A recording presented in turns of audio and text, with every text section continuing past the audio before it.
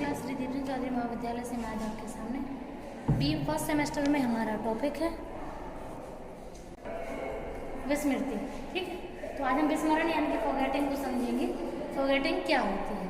ठीक, तो यहाँ पे फर्स्ट पॉइंट जो है रिवर की डेफिनेशन है। रिवर की डेफिनेशन में रेवर ने बोला है, काम है, रिवर की डेफिनेशन में रेवर ने बोला है कि जैसे पहले से जो हम कुछ सीख लेते हैं उस सीखने पर अगर हम बार बार प्रयास नहीं करते हैं यानी कि प्रैक्टिस नहीं करते हैं तो फिर ऑब्वियस है कि वो चीज़ें हम जल्दी ही भूल जाते हैं। ठीक, नेक्स्ट है चैपलन की। तो चैपलन ने 1975 में बताया कि पहले से सीखी हुई सामग्री का बार बार प्रयास करना, उनको बार बार दोहराना, जिससे योग्यता बार बार दोहराने की जो योग्यता है अगर हम उसको पूर्ण नहीं करते हैं तो उसमें जो हमने सीखा हुआ है उसकी हानि होने लगती है।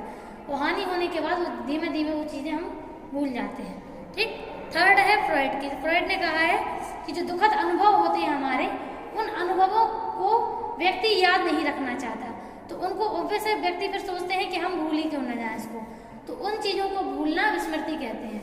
लास्ट है मन की। तो मन का कहना है कि विस्मरण जो है व्यक्ति अपने अंदर धारण करता है, जिसमें विस्मरण में व्यक्ति उन चीज़ों को भूलता है जो उसकी असफलताओं से जुड़ी होती हैं। ठीक, मतलब जो चीज़ें व्यक्ति को पसंद नहीं होती हैं या जो असफल जिन कार्यों में असफल हो जाता है तो उन कार्यों को भूलना पसंद करता है, तो इससे वो जल्दी भूल भी जाता है। ठीक, अब है विस्मृति के कारण। तो यहाँ पे कुछ 15 हेडिंग्स हैं जिसमें कारणों को डिफाइन किया है। तो फर्स्ट है दमन का सिद्धांत। तो दमन का मतलब होता है कोई भी चीज़ दबाना या उसको भूलने की कोशिश करना। कोशिश मतलब ऐसे कर रहे हैं कि उसको याद भी नहीं कर रहे हैं, यानी कि मतलब ऐसे 2-4 तरीके हैं ऐसे करने के। जैसे मान लीजिए जो चीज़ आपको कष्ट दे रही है उस चीज़ को आप उस जगह को आप छोड़ के ही चले जाएं, तो अगर आप उस चीज़ जगह को छोड़ के जा रहे हैं तो इसका मतलब है कि आप उसका दमन कर रहे हैं, यानी कि ना तो आप वो चीज़ को बार बार देखोगे ना आप उसको मतलब बार बार रिपीट करोगे। अगर आपको भूलना है तो आपको वो चीज़ें एक तरीके से कॉन्शियसनेस से हटानी पड़ती हैं। तो कॉन्शियसनेस से जब आप उन चीज़ों को हटा देते हैं तो कहीं ना कहीं उन चीज़ों को भूलने में आसानी होती है। नेक्स्ट है समय का प्रभाव। आप तो जानते हैं कोई भी चीज़ आज हमने याद की, पढ़ी या सीखी, अगर हम बहुत समय तक लंबा समय हो जाता है और उसके बारे में कभी उसकी ज़रूरत नहीं पड़ी उस स्मृति की। ठीक, तो जब उसकी ज़रूरत नहीं पड़ती है तो बहुत समय अंतराल गुजरने के बाद हम उन चीज़ों को भूल जाते हैं। ठीक, तो ये सेकंड भी है कि विस्मृति का दूसरा कारण समय का प्रभाव भी है। जितना ज़्यादा समय गुजरता है उतनी ज़्यादा चीज़ें हम लोग भूल जाते हैं। नेक्स्ट है बाधा का सिद्धांत। आप तो जानते हैं अगर कोई चीज़ आपको सीखने में बहुत बाधाएं आ रही हैं, अगर आपको कोई चीज़ सीखने में बहुत ज़्यादा दिक्कतें हो रही हैं, आपको वो चीज़ें समझ में नहीं आ रही कि आप उन चीज़ों को कैसे याद रखें। ठीक, तो अगर आपको बहुत ज़्यादा रोड़े बीच में आपके आ रहे हैं तो वो चीज़ें भी आपको भूलने में हेल्प करती हैं। तो कहीं ना कहीं जो बाधाएं आपको सीखने में बाधाएं लगती हैं वो आपको भुलाने में आसानी करती हैं। ठीक, नेक्स्ट है रुचि, ध्यान और इच्छा का प्रभाव। आप तो जानते ही हैं व्यक्ति का अगर कोई काम करने में इंटरेस्ट नहीं होता है, कोई चीज़ सीखने में इंटरेस्ट नहीं होता है, तो इंटरेस्ट ना होने की वजह से उसका जो ध्यान है वो उन चीज़ों में नहीं लगता है। ठीक, तो अटेंशन हुआ, इंटरेस्ट है और उसकी इच्छा है, ये तीनों चीज़ें वास्तव में एक दूसरे से जुड़ी हुई हैं। अगर इनमें से किसी भी चीज़ की कमी होती है, किसी रुचि की कमी हुई है ना, या इच्छा की कमी हुई, मोटिवेशन नहीं है, तो कोई भी चीज़ अगर अभाव हुआ उसका तो वो चीज़ उसको सीखने में दिक्कत होगी और भूलने में उसके लिए आसानी होगी। ठीक, नेक्स्ट है अभ्यास का सिद्धांत। आप तो जानते हैं, एक आपने लाइन सुनी होगी, प्रैक्टिस मेक्स परफेक्ट, यानी कि जिस चीज़ को हम जितने बार करते हैं तो उससे उसकी त्रुटियाँ कम हो जाती हैं। अभ्यास करने से त्रुटियाँ होती हैं कम, तो ये चीज़ें याद होने लगती हैं। अब आप मान लो अभ्यास ही आप कम करो, ठीक, अभ्यास आप बहुत ज़्यादा कम कर रहे हो तो अभ्यास कम करोगे तो आप उन चीज़ों को कैसे याद रख पाओगे, तो फिर भूल ही जाएंगे। या फिर अभ्यास आप कर रहे हो तो बहुत लंबे समय अंतराल की बात कर रहे हो, बहुत गैप दे दे के, तो भी ये बनी बात है कि आप उन चीज़ों को भूल जाएंगे। ठीक, नेक्स्ट है विषय की मात्रा। तो आप तो जानते हैं अगर सब्जेक्ट मटेरियल आपके इंटरेस्ट का होगा या मात्रा जो है, यानी कि अगर सब्जेक्ट मटेरियल जो है अगर बहुत ज़्यादा है, जैसे मान लीजिए जितना आप याद कर सकते हैं या जितना आपको समझ में आ सकता है एक समय अंतराल में, अगर उससे दुगना है, तिगना है, चौगुना है, तो फिर आप याद थोड़ी कर पाएंगे। तो विषय की मात्रा भी डिपेंड करती है कि आप उन चीज़ों को लंबे समय तक रख सकते हैं या नहीं। ठीक, अगर विषय की मात्रा उतनी है जितना आप उस समय अंतराल में याद कर सकते हैं तो आपको याद हो जाएगी। अगर विषय मात्रा ज़्यादा है, मान लीजिए क्वांटिटी ऑफ मटेरियल ज़्यादा है चीज़ों की, तो आप उसको जल्दी भूल जाएंगे। नेक्स्ट है सीखने की दोषपूर्ण विधि।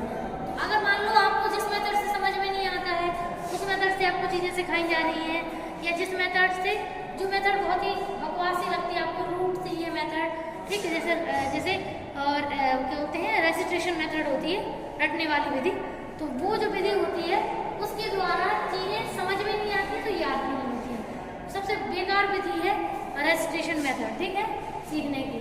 तो हमेशा रेसिटेशन नहीं होना चाहिए।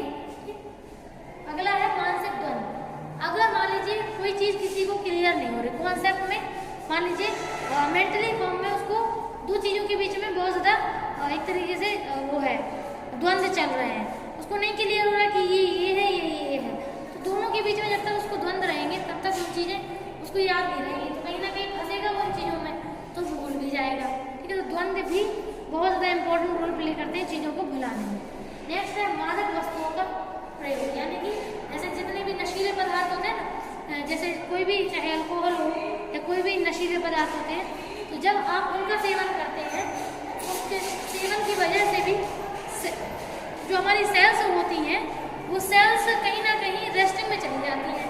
तो जब रेस्टिंग में सेल्स जाती हैं तो चीज़ों के बारे में भूलने वाली जो सिचुएशन है वो बनने लगती है। ठीक, जो लोग कंटिन्यू अल्कोहल या फिर किसी भी नशीले पदार्थ का सेवन करते हैं, आप देखिएगा उनके साथ वो चीज़ें धीमे धीमे भूलने लगते हैं और बहुत समय बाद तो उनको बहुत कुछ याद भी नहीं रहता।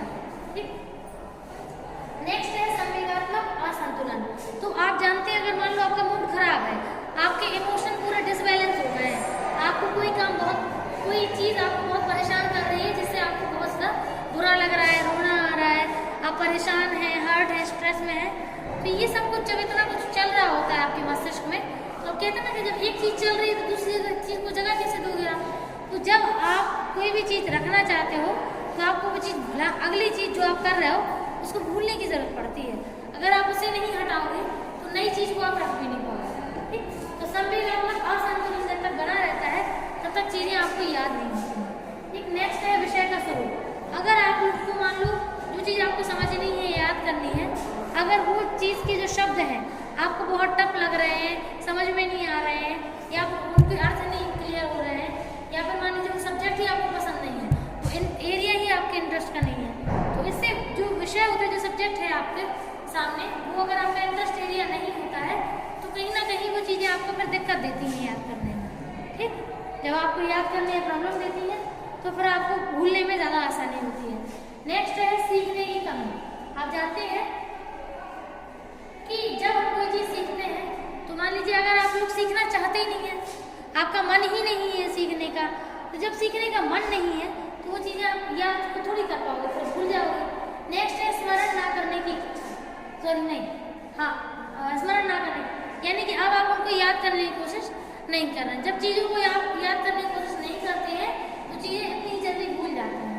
अगला है मानसिक आघात। मान लीजिए आपके मस्तिष्क पे कोई चोट लग गई, ठीक, कोई भी ट्रॉमा या कोई दुर्घटना आपके साथ होगी और जिसमें आपके मस्तिष्क को बहुत गहरी चोट पहुंची है, तो उससे जो पार्ट ब्रेन का डैमेज होता है, तो उस पार्ट के डैमेज होने की वजह से वो चीज़ें जो हैं वो आप उनको भूलने लगते हैं। ठीक, और जब भूलने लगते हैं तो स्मृति हो जाती है। लास्ट है मानसिक रोग, यानी कि अगर मान लीजिए आपको कोई जैसे डिप्रेशन के शिकार हो गए, आप एंग्जाइटी के हो गए, स्ट्रेस के हो गए, तो इसमें क्या होता है, ये बीमारियाँ ऐसी होती हैं कि उन बीमारियों की वजह से धीमे धीमे आपकी सेल्स में उनका इम्पैक्ट होता है और चीज़ें आप भूलना शुरू कर देते हैं। ठीक है, थैंक यू।